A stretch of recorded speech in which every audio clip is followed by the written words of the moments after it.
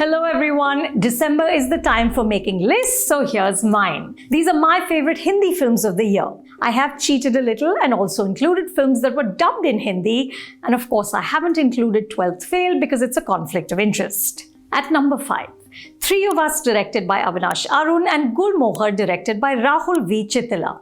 I know that ties are just an easy way to get more films into the list, but I genuinely enjoyed both Avinash Arun's Three of Us and Rahul V. Chittila's Gulmohar.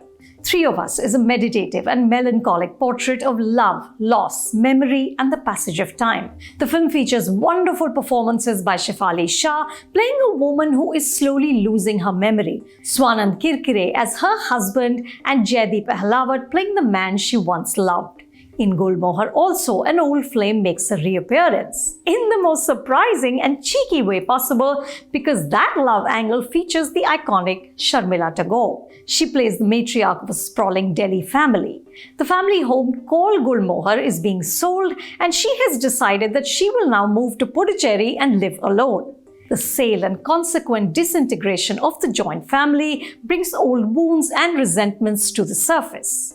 Rahul's feature debut is a moving ode to familial relationships, and it features one of the three towering performances that Manoj Bajpayee has delivered this year. The others are Sirf Ek Banda Kafi Hai and Jora. You can watch Gulmohar on Disney Plus Hotstar, and Three of Us will premiere on Netflix, mostly in January. At number 4, Jigger Thunder X by Karthik Subbaraj. Jigger Thunder X, a spiritual sequel to Karthik's 2014 smash hit Jigger Thunder, is many things at once. It's a sprawling meta saga in which once again a gangster and a filmmaker come together. It's a deeply felt political argument that asks us to consider marginalized tribal communities, the forests they live in, and also elephants who play a starring role. And above all, it's an impassioned ode to the power of cinema. The film, which is set in 1973, begins with the declaration, "You don't choose art, art chooses you." Karthik recasts actor-director Raghava Lawrence, mostly known for horror comedies, as the terrifying gangster, alias Alien Caesar, who dreams of becoming the first dark-skinned hero of Tamil Nadu. The great Rajinikanth hasn't yet made his debut. S.J. Surya plays a cop pretending to be a filmmaker who agrees to make a film on Alias, but his real mission is to kill him. Jigger Thunder X also features the iconic Clint Eastwood, who is Alias's inspiration. When a fan on social media urged Eastwood to watch Jigger Thunder X, the actor-filmmaker's X account responded that he is aware of the film and he will watch it once he's done shooting his own movie, which once again underlines Karthik's thesis about the power of cinema. You can watch Jigger Thunder X on Netflix. At number 3, Rocky Aur Rani Ki Prem Kahani, directed by Karan Johar. I've always wondered why we don't applaud filmmakers and movies more for giving us joy. We first fall in love with films because they make us happy. Our initial encounters in childhood are mostly about pleasure, and then as we get older, that seems to get short shrift. First and foremost, Rocky Aur Rani Ki Prem Kahani delivers happiness. Rocky Randhawa, that protein shake drinking, faulty English speaking closet feminist, put a wide smile on my face. He's one of my favorite film characters in 2023. The film is a sweeping, gorgeous romance with the emotions dialed up to 11. It bats for inclusivity, gender equality, and most of all, for love and compassion. As Rocky says, "Bas love hai to sab hai." This mix of humor, romance, eye-popping costumes, I wanted all of Rani's saris, and progressive politics hit the sweet spot. You can watch Rocky Aur Rani Ki Prem Kahani on Amazon Prime Video. At number 2, Ponn San 2, directed by Mani Ratnam.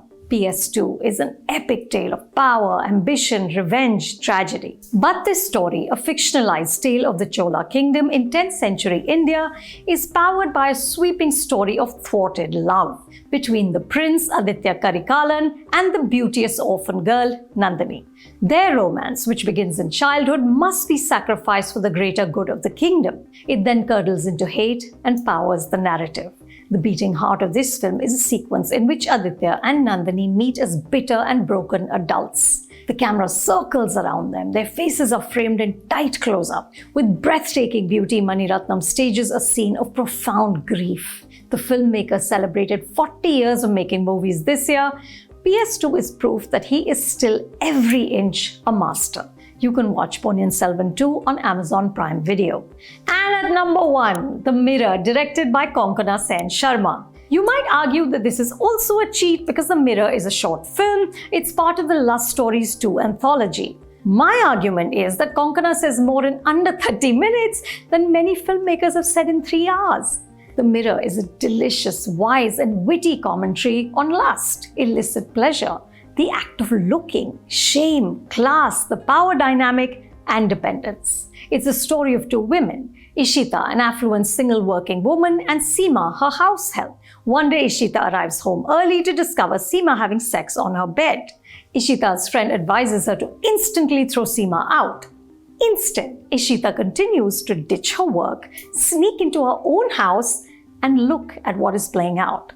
Eventually, Seema realizes that Ishita is looking, but she also continues to let this charade continue because it enhances her pleasure. This is tough, twisty material, but Ponn, who's only directed 1 feature before this, handles it with incredible delicacy and intelligence. And yes, that mirror plays a starring role. As I said when the film was released, can we float a petition to have Ponn direct more often? You can watch The Mirror on Netflix. And in their own special category are Pathan and Jawan. We can continue to argue about the highs and lows of the storytelling or the broad strokes that directors Siddharth Anand and Atlee play in. But these films brought us joy. I will never forget the euphoria when Shah Rukh as Pathan says that first dialogue. We were hearing his familiar voice in a film that he's headlining after 5 years. And after that, you couldn't hear the dialogue over the screaming. This experience is what movie theaters were built for. It's been an exhilarating year and I can't wait to be back at the movies in 2024.